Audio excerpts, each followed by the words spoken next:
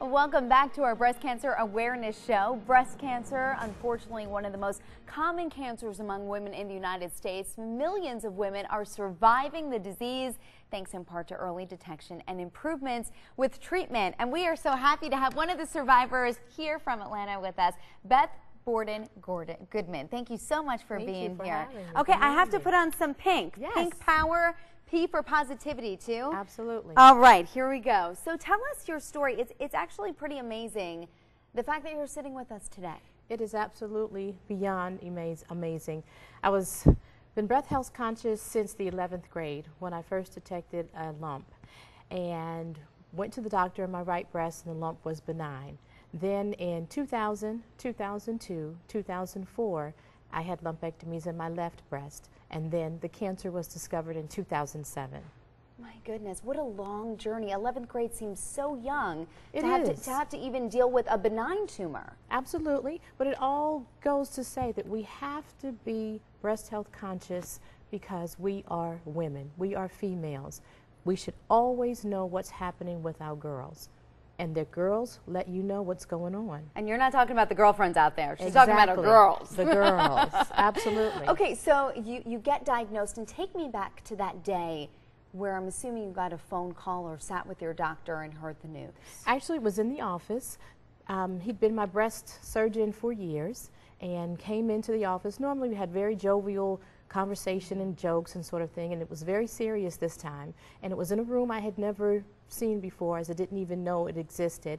And he called us in and sat us down, and he said, "Ms. Goodman, you have ductal carcinoma in situ, DCIS." And of course I said, "Well, what is that, and is it on sale?" And my husband, nudged me with the get serious nudge, and he said, "You have breast cancer." And immediately I said, "I will live and not die." He said, "You will live, you're not dying. I will live and not die. I just needed for us to be on the same page.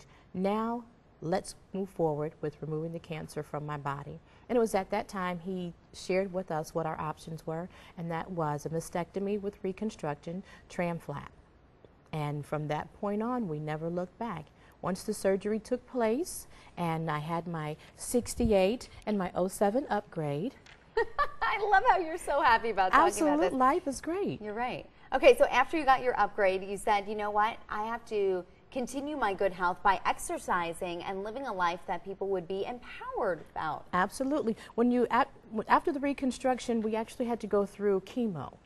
And when the chemo was going through my body, it was simply removing the cancer. So many people look at chemo as a bad thing, and I made a decision to flip it and turn the no on to positivity, in that when the cancer is being removed from your body, the chemo is working. And so if you look at it, that your cup's running over, and being optimistic about it, then you can begin to fight the journey and move on to living a healthier lifestyle, exercising, watching your food intake, and having fun.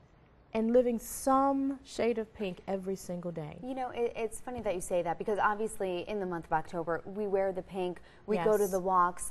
But when you think about pink power, as they talk about it, it has changed your life. That positivity, how do you think that impacted your recovery? 100%. 100%. You have to allow yourself to see yourself on the other side.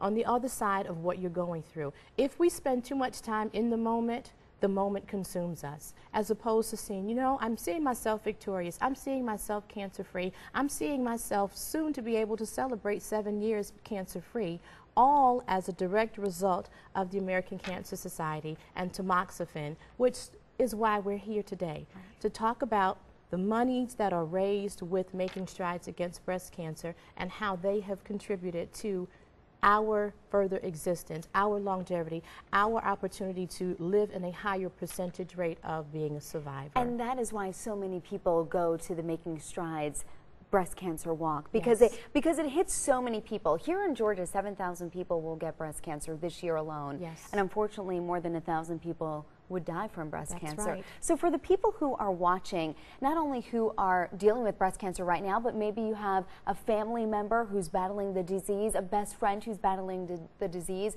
how do you switch that thinking to go from the negative to the positive? What would you tell them right now? Stop the stinking thinking. Woo! Sister, that was good. Let's say that again. Stop the stinking thinking. If anything or thought that comes to your mind does not resonate positivity through you completely, stop thinking about it. If it doesn't smell right to your spirit and to your belief and your faith and your joy and your peace and your sprinkles, stop it. I'm so glad you said the word sprinkles because Yes. I almost forgot to mention this. Okay, so tell everybody why that word means so much to you. Sprinkles means so much to me. My best friend and I used to say smooches to one another, and one day I went rogue and I said, well, I want my own word. She said, fine, get your own word. And I said, well, sprinkles. And we became sprinkles and smooches. And then the first 8 days of my mastectomy, the word pink was revealed to me within my sprinkles. So I'd been sprinkling for decades, having no clue that I was going to be affected and touched by breast cancer. And so now I sprinkle pink, and that's points to invoke notice to knowledge. There's not anything that I've said that you didn't already know. I've simply brought it to the forefront with a sprinkle.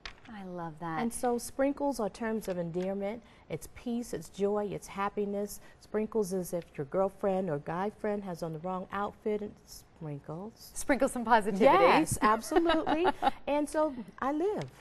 I have to say that, do you ever wonder if breast cancer was a blessing for you? Absolutely. Whenever I speak, I always say I was blessed with breast cancer to be a blessing. And so many people get upset with me.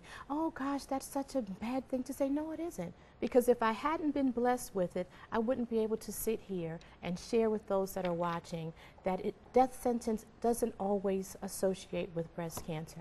And you have to make the decision to live. Those that are fighting, make the decision to live. Once you decide to live, your body then lines up with your mind and you begin to fight. And that's what we want to do. We want to stand up and finish the fight against breast cancer and make strides. You are pink powerful, my friend. I am so glad to have you here. What an honor to talk to our breast cancer survivor, Beth Goodman. Thank you so much for being here. We really appreciate it. And of course, we want you to take part in the Making Strides Against Breast Cancer Walk. It is October 25th, a Saturday at Centennial Olympic Park. Registration starts at 7 a.m. The walk starts at 9 a.m. and there is still time to register. So all you have to do is log on to cancer.org and click on Get Involved. Stay with us, everybody. When we come back, we're going to tell you about resources to help cancer survivors. The American Cancer Society calls it the road to recovery.